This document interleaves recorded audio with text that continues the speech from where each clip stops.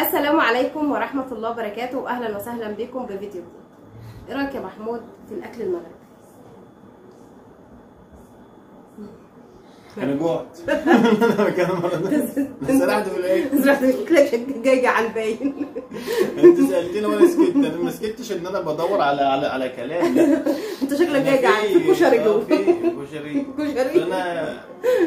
فانا سرحت بقى في الفيديوهات، الحاجات القديمه والبتاع والحريره بقى ايوه. انت تعرف يا محمود ان الاكل المغربي الايام اللي فاتت ديت طلع في مسابقات عالميه، وطبعا وخد على كذا، يعني اكتر من يوم هم اللي بيطلعوا رقم واحد على طول.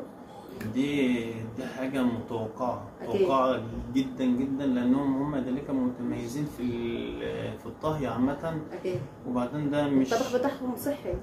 ما انا بقول لك هم متميزين في حاجه، علشان كده برضو خلي بالك اي سائح عامه بينزل المغرب فبيحب طبعا الطعام بتاعهم، الطبيخ بتاعهم معنى صح وكده، انت فاهمه؟ فليه فهم برضو واخدين الحاجات الصحيه، الاكل كده، فهم لا هم شايفين الحاجه ديت نفس اللي هم ماشيين عليه كاجانب بالظبط. وفي نفس الوقت برضو عشان نضيف، فالطبيخ دايما اللي هو البهارات الطبيخ، فده هم ملوك البهارات. النفس بتاع الاكل طبعا، اللي هي البهارات ذات نفسها، البهارات اللي بتدي نفس للاكل.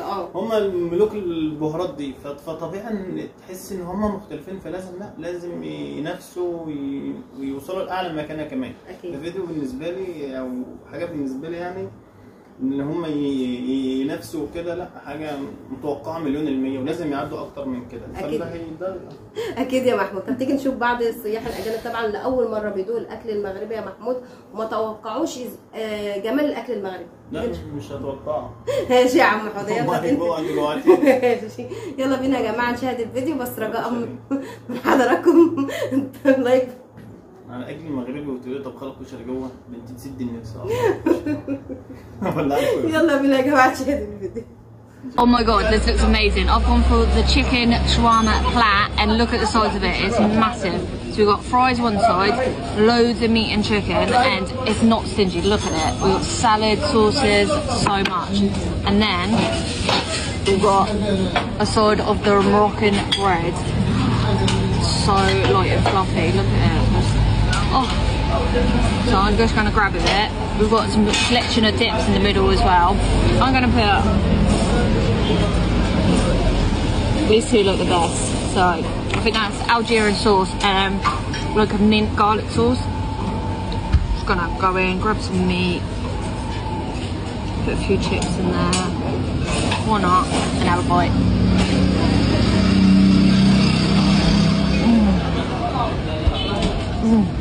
It's so good. There's so much flavour. That chicken is so juicy and it's got so much flavour. This is so good. This is my new favourite place. First meal in Morocco, 10 out of 10. Welcome to Marrakesch in Marokko. Heute zeige ich euch, was ich so an einem Tag alles gegessen habe. Diese Sandwiches findet ihr fast überall, da ist gemischtes Fleisch drin mit etwas Gemüse und Gewürze, und dieses Sandwich ist einfach nur richtig saftig, vor allem wegen dem frisch gebackenen Brot.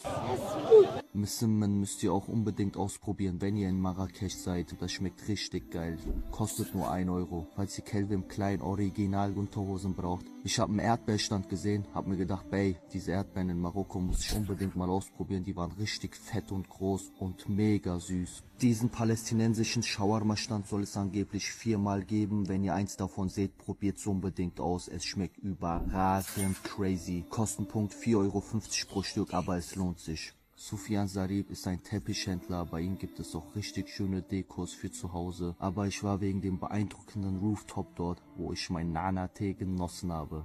Echt beeindruckend, es ist ein Besuch wert. Zwischendurch Datteln und Nüsse auf den Straßen geballert. Dann war ich bei diesem kleinen Tagine-Imbiss. Die Mami dort macht richtig leckere Tagine. Schaut hier auf jeden Fall nicht auf das Aussehen der Restaurants und des Imbisses. Da wo es am hässlichsten ist, schmeckt es einfach am besten. Abends auf dem Cemal Efna Platz gibt es dann Streetfoods, die sind alle nummeriert. Ich war bei der Nummer 23, hab schön geschmortes Lammschulter gegessen. Die geben euch auch ein paar Gewürze dazu. Sogar Pablo Escobar war dort essen, die haben sogar ein Foto mit ihm. Ich konnte es einfach nicht glauben. Lasst es euch schmecken. Buenos días. Segundo día en Marrakech. Hoy se me ha olvidado grabaros el desayuno. Y ayer creo que también. Pero desayunar aquí es una maravilla. Una suerte. está esperando que le preparen el té. Les voy a enseñar cómo se echa ahí. Así que se rompa y que haga burbujitas, como si fuesen al sidra, vaya. For you. Aquí Simon está enfriando su té porque está ardiendo y no se puede tomar. Como tenemos prisa, pues le toca enfriar eso rapidito. Como un niño pequeño. ¡Hostia! Eso no es un chupito, Te estás confundiendo. Mira qué rápido aprende. Este sí que no lo hago. Pues esto me tienen que llevar para el hospital. Ahora un poquito de postureo, enseñando un poquito el Riad, que es precioso de día, por aquí y por allá. Y mañana os cuento más cositas que hemos hecho durante el día de hoy. Vale, un besito a todos.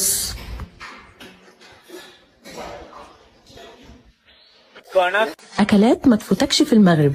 صحابي المغاربة اللي قابلتهم هناك كان عندهم تحدي معايا صعب جدا. كانوا عايزين يدوقوني حاجة من المطبخ المغربي ما دقتهاش قبل كده، ورغم ان دي كانت أول زيارة للبلد إلا إني كنت أكلت معظم الأكل المغربي بره المغرب كتير. كنت دايما بدور على المطاعم المغربية في أي بلد بروحها في أوروبا أو في أمريكا. المطبخ معتمد بدرجة كبيرة على الحلو مع الحادق مع الفواكه مع المكسرات، اللي هو ذوقي قوي يعني. دمج كده الأطعام بتعمل مزيكا مع بعض ما شفتوش في مطبخ تاني، لا في الحلو ولا في الحادق. حتى الشاي الأخضر المعتاد أبو نعناع بيعملوه بطريقة مختلفة جدا وبيطلع طعمه تحفة، وبيسموه أتاي. هتلاقوا آخر الفيديو الحاجة الوحيدة اللي أول مرة أجربها في المغرب من المطبخ المغربي، وأول حاجة باكلها في الفيديو هي معشوقاتي من المطبخ المغربي. is dag 8 in Marrakesh en ik begon de dag met koffie uiteraard.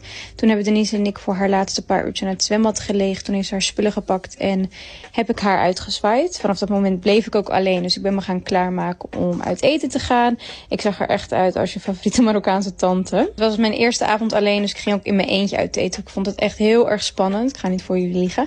Ik was naar La Trattoria gegaan, echt een prachtig Italiaans restaurant. Ze hadden een hele uitgebreide kaart. Ik ben uiteindelijk gegaan voor een pasta met zalm. Het was echt heel erg lekker en je krijgt grote porties. Hier zien jullie me even alleen eten en hier heb ik nog even een boodschap. Ik ben nu in mijn eentje uit eten. In Marrakesh. En ik voel me echt een beetje iemands tante. Zo ongemakkelijk. Een klein appreciation moment voor mijn glitterschoentjes. Nou, het was eventjes ongemakkelijk, maar ik ga niet voor jullie liegen. Het was eigenlijk best wel lekker. Ik zal jullie de komende dagen ook meenemen in mijn solo avontuur in Marrakesh. Ik heb nog een theetje gedaan en toen ben ik lekker naar bed gegaan. Tot de volgende, doei! Een hele goede morgen iedereen. Ik heb veel de vraag gekregen of ik eens een keertje mijn dagvlog wil filmen in het Nederlands. Dus hierbij laat ik jullie mijn dagje zien in Marrakesh. We zijn hier een weekendje. Jullie zien hier dat we eerst lekker zijn gaan ontbijten 's morgens. Nou, dit was ons uitzicht. Daarna had ik een lekkere koffietje genomen en heerlijk genoten daarvan. Hier is het zwembad.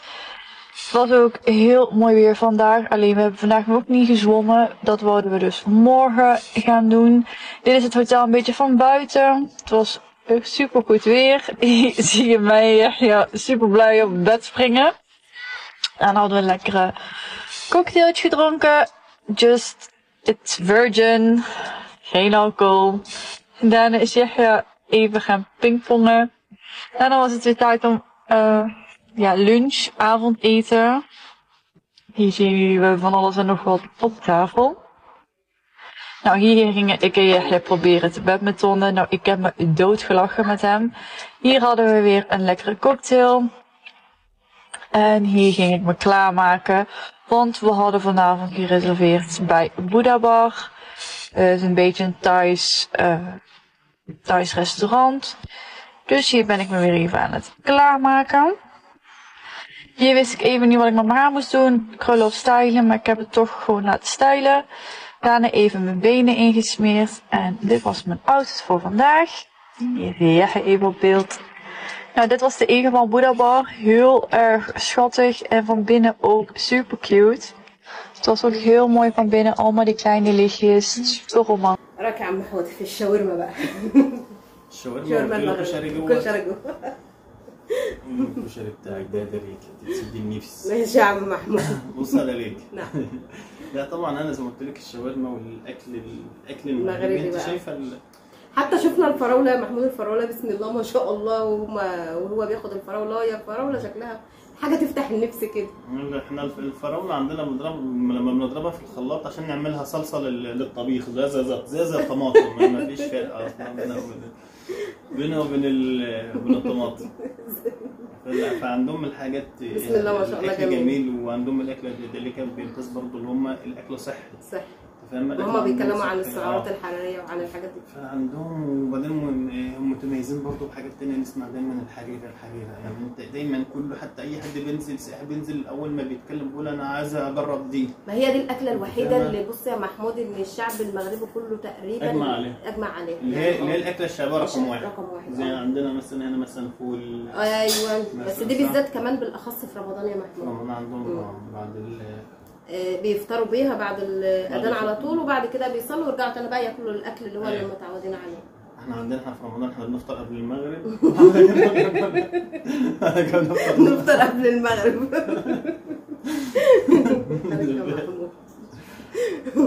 حاجه، فهم متميزين بالحاجات الجميله دي. واي سائح بينزل العصار الفريش بقى والحاجات الجميله دي مميزين بقى برضه.